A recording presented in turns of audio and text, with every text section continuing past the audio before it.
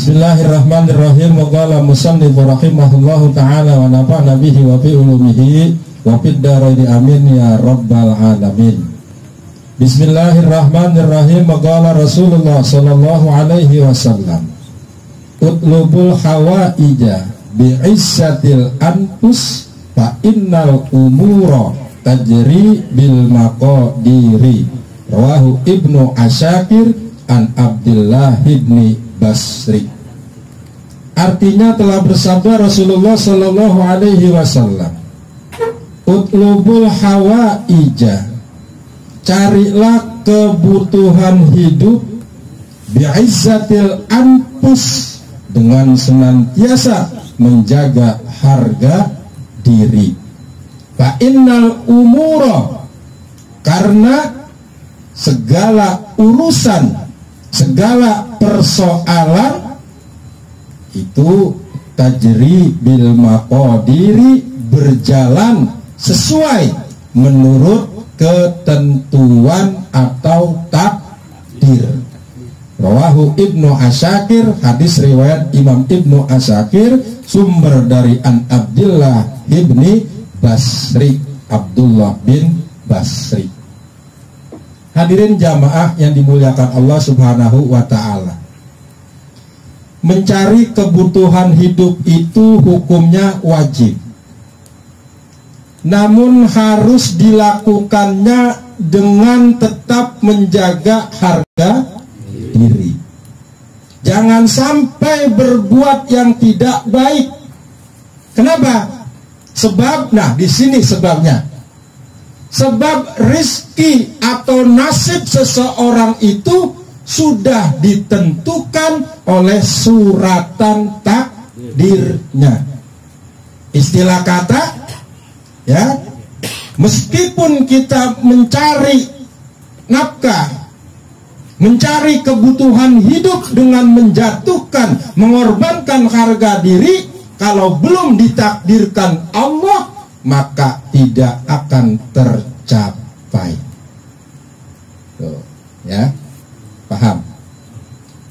Contoh, misalnya, ya, kita pengen kaya. Nih, misalnya kita pengen kaya, lalu bekerja melacur, ya. Kemudian Allah Allah tidak menakdirkannya, maka tidak akan tercapai. Paham ini? Anda yang pengen dagangannya laris, jika Anda usahanya pengen lancar, bisnisnya pengen goal, lalu Anda mencari ke dukun ono, dukun ini, gunung hijau, gunung hitam, jika Allah belum menakdirkan, maka tidak akan tercapai. Jika Anda ingin tenar, lalu Anda pasang susuk, kemudian mengorbankan kehormatan diri Anda, kalau belum Allah menakdirkannya, maka tidak akan tercapai. Jika Anda ingin naik pangkat, ingin naik kedudukan, lalu jilat atas, injek bawah, injek yang bawah, sikut kiri kanan, jika Allah belum menakdirkan Anda menjadi orang sukses, menjadi orang yang berhasil, maka tidak akan tercapai. Itu semua sudah ada suratan takdirnya. Rezeki seseorang, nasib seseorang, sudah ada suratan takdirnya. Anda yang jadi karyawan di PT ini, PT itu sudah takdir Allah. Anda yang kerjanya begini, kerjanya begitu, itu juga sudah takdir dan ketentuan daripada Allah subhanahu wa ta'ala. Ya, makanya sering saya katakan, thariqah wali abdal itu hidupnya selalu happy, nyantai, ya. Rezeki itu sudah dijamin oleh Allah subhanahu. Dan hadis yang kita pelajari malam ini menegaskan kepada kita, ya, betapa besar, ya, nilai apa? nilai tentang menjaga diri dan kehormatan. Sebab orang mukmin itu pantangan ngemis, pantangan nyapir, pantangan minta-minta. Orang mukmin itu yakin sepenuhnya, yakin kepada Allah bahwa Allah telah menyiapkan dan telah memberikan seluruh makhluknya rezeki. Tinggal bagaimana kita menjemputnya. Ya, dengan cara yang diridhoi Allah kah atau dengan cara yang tidak diridhoi Allah? Biar hidup kita miskin, biar hidup kita sederhana, yang penting kehormatan kita, harga diri kita tetap terjaga. Biar hidup kita susah, biar hidup kita sederhana, yang penting kita kagak nyapir, yang penting kita kagak ngemis, yang penting kita kagak minta sama orang. Tuh. Jangan gara-gara perut lapar, gara-gara pengen punya duit, gara-gara pengen punya kerjaan, gara-gara pengen dagangannya laris, usahanya lancar, bisnisnya gol, pangkatnya naik, jabatannya naik, ya pengen tenar, lalu mengorbankan harga diri dan kehormatannya. Lebih baik mati alias modar bin isdeb banyak pada ya, daripada mengorbankan atau harga diri, kehormatan hilang. Dan perlu kita ketahui bahwa menjaga diri, menjaga harga diri, menjaga kehormatan itu bukan persoalan gengsi-gengsian, bukan. Tapi ikhtiar kita untuk membuktikan jaminan Allah tentang rezeki. Mari kita belajar kepada seekor burung. Burung yang pergi pagi pulang sore dalam keadaan kenyang. Burung kagak punya akal, burung kagak punya pikiran, tapi kok masih dapat rezeki. Masa kita makhluk Allah yang sempurna, yang dibekali akal, pikiran, kalah sama binatang. Gunakan ya pikiran kita sebaik-baiknya. Kagak pernah kita dengar ada burung gara-gara lapar lari ke dukun. Cucut. Ya, dukun paham ya. Apa dong? Ini kun, gue belum makan dari tadi ini. Tenang, Rong. Oh benar, Anda dengar? Ya, ayam gara-gara kagak kawin-kawin lari ke dukun. Kok pedok. Ya. Apa kok? Jago, bukan bego. Apa kok? Ini kun, gua agak kain ini lah nafsu gua kemana gua salur ini. Ya, tenang, gua pelet air motor. Binatang pergi pagi pulang sore dalam keadaan kenyang. Kita yang punya skill, IQ, kalau bahasa kerennya itu, ya, pikiran, masa kalah? Gunakan pikiran kita. Anda ahli di bidang apa? Itu diusahakan. Ya, Anda ahli di bidang apa? Teruskan. Ya. Hidup ini semua baik buruk berjalan sesuai aturan, sesuai ketentuan, sesuai takdir Allah. Tuh. Ya. Jangan gara-gara nggak punya nasi, kagak makan, lalu rela mengorbankan harga diri. Ya. Jangan gara ngurusin ini, ngurusin itu, nggak punya ini, nggak punya itu, lalu rela mengorbankan kehilangan harga diri dan kehormatan.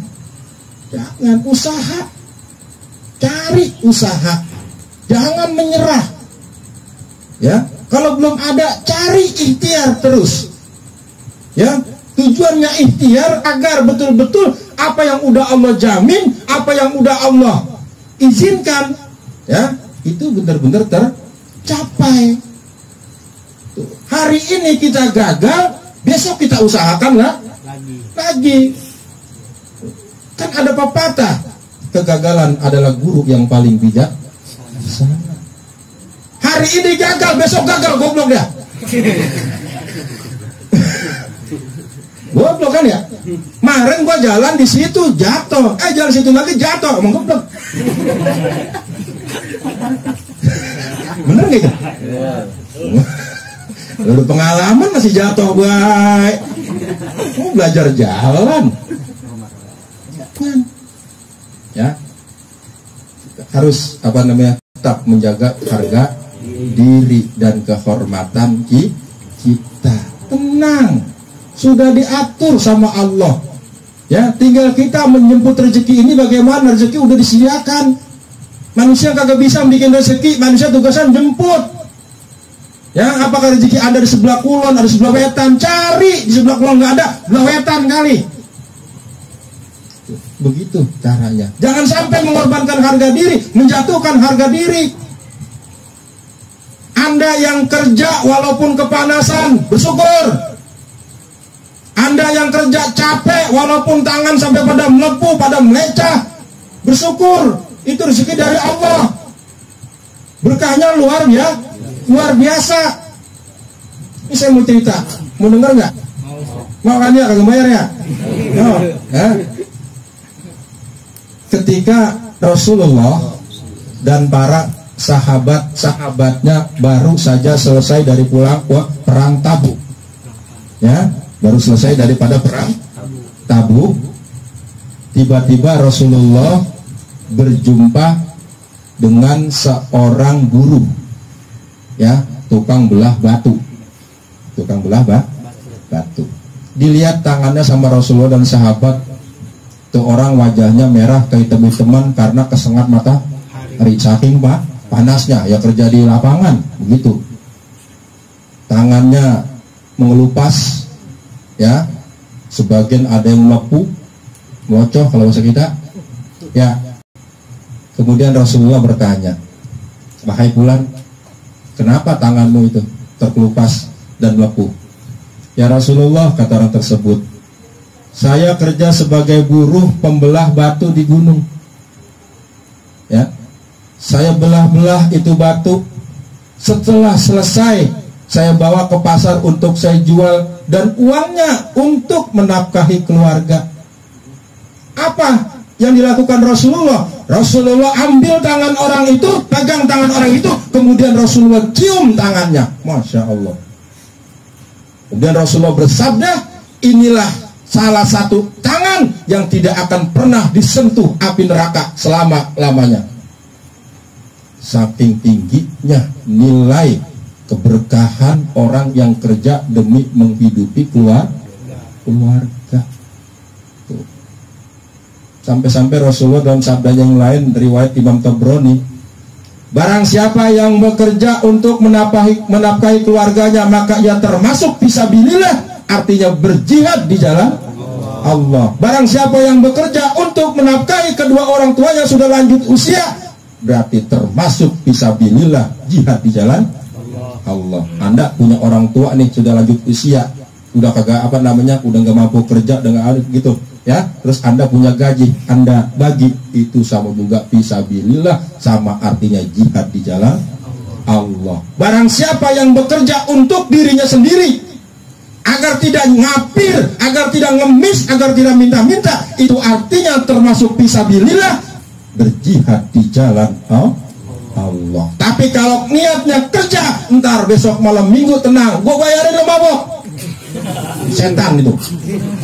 Ya, kerja pas gajian buat mabuk, buat tenggeng, buat teler, buat main judi, ya, buat ngobok cewek ono, buat ngobok cewek ini, habis tuh cewek diobok-obok kan petik. Gajian lu kagak ada berkahnya, tangan lu yang pada lecet juga kagak ada berkahnya. Bukan tangan ahli sorga. Coba ke sahabat seorang tadi yang dijumpai sahabat Nabi itu, yang jumpai Nabi itu termasuk ahli sorga. Nih tangan seperti ini kata baginda Nabi, lecet, mengelupas, melepuh.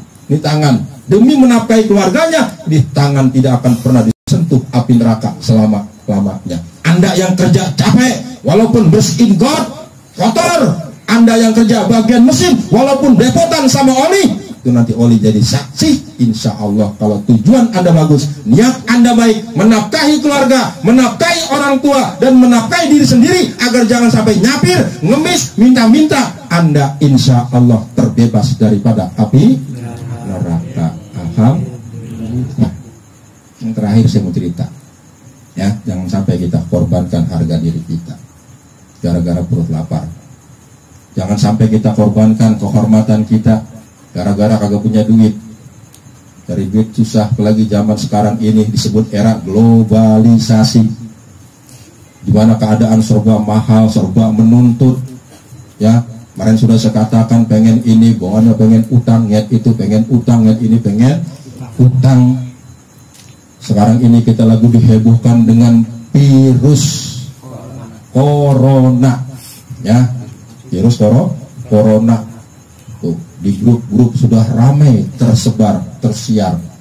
Harus berhati-hati dengan yang namanya virus corona yang dari China, ya. Tuh, ada satu mobil yang kagak boleh taikin, namanya Corona tahun 70-an. Itu dia. Akhirnya dijual dengan harga murah karena sudah terfitnah penyakit pembawa virus corona. Dan ada virus corona yang paling berbahaya, yaitu virus kolor celana. Itu virus kolor celana. Itu kalau dipakai langsung gunting. Hadirin jamaah yang dimuliakan Allah Subhanahu wa taala. Ya. Dulu di Tulung Agung, Jawa Timur, ada seorang wali, seorang ulama namanya Kiai Jalil. Dia termasuk torekoh mursyid min jumlatil auliya illah, termasuk kekasih Allah. Beliau terkenal karena doa-doanya yang mustajab dan manjur, sehingga tidak heran banyak masyarakat, tokoh-tokoh masyarakat sekaligus para pejabat berdatangan ke rumah beliau, minta berkah beliau, minta doa beliau. Pada suatu hari ada seorang ibu-ibu datang menangis, sambil menangis segan dah, ditanya sama Kiai Jalil Tulung Agung, kenapa Bu menangis? Apa masalahnya?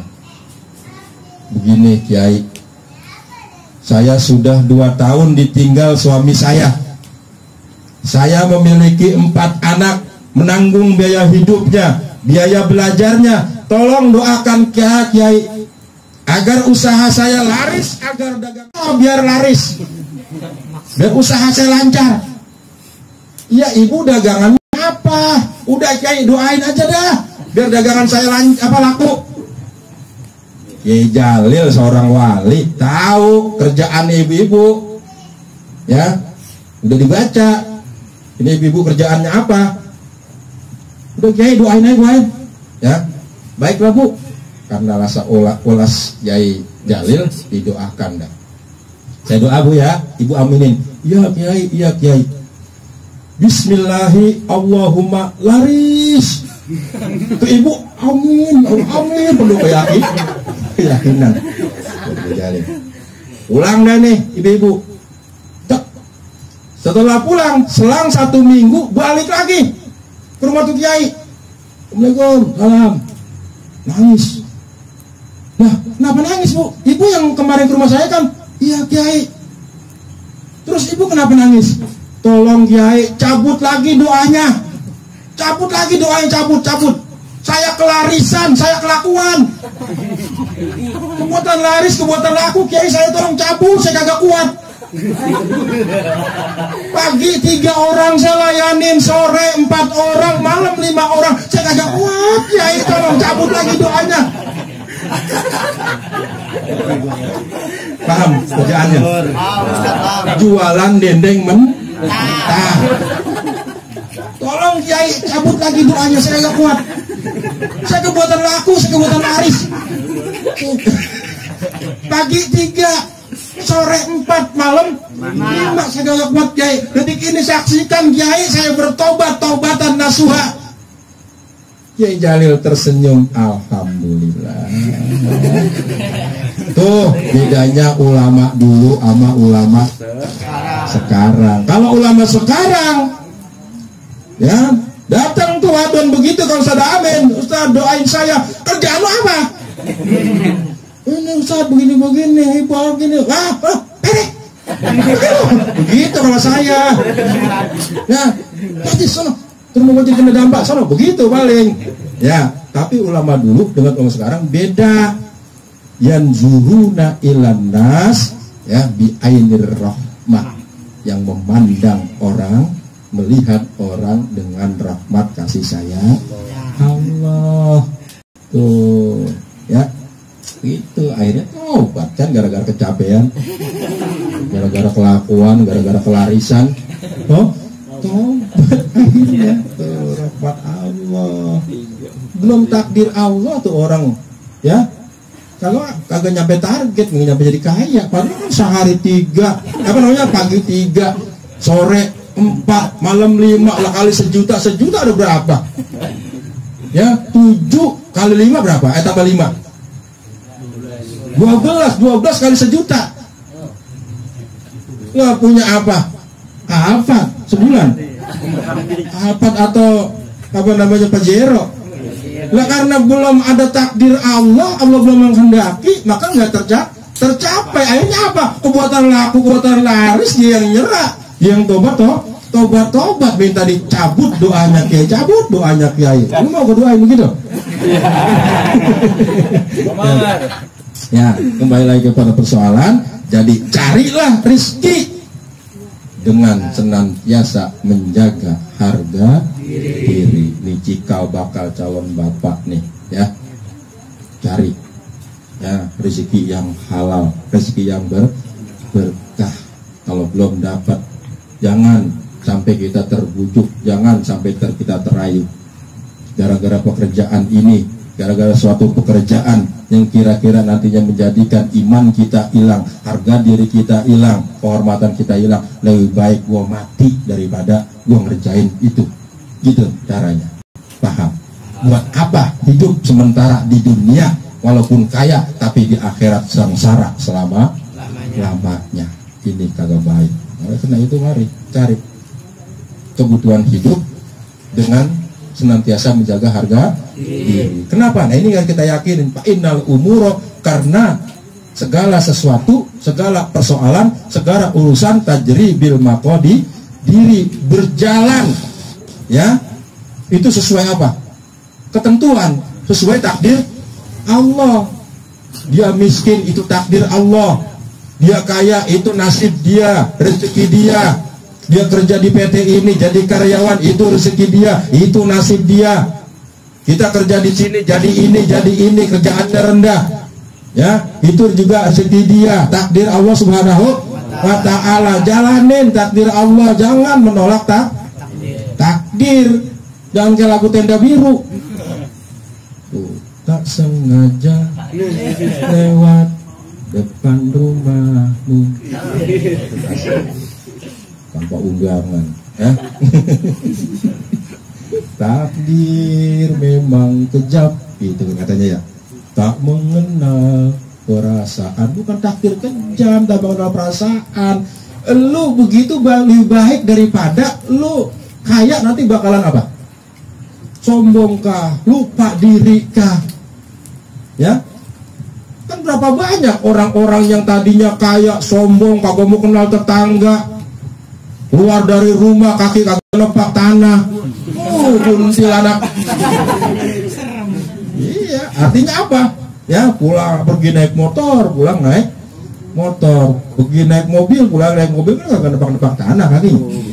Sombong, kagak mau nanya orang. Tahu-tahu Allah bikin sakit dia, bikin bangkrut dia, bikin miskin dia sama Allah Subhanahu wa ta'ala. Baru dia kenal tetangga, baru dia kenal orang, baru butuh bantuan orang.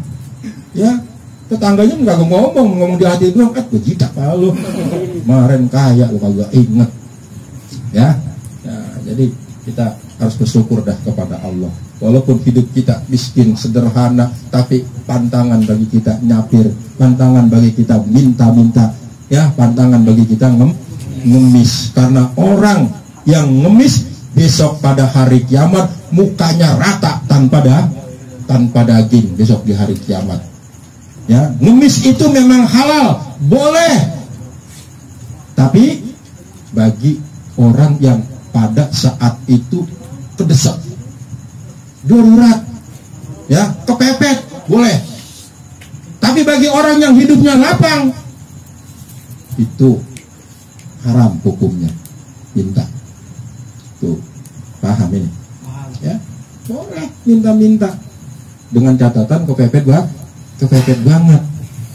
Tuh, terokok sumpama mana nyari terus makan. Semangat ini. Wah, pojokan sana biasanya pada nongkrong kagak tumben. Mana lagi ya? Ngomong utang gue sampai abrek. Ya.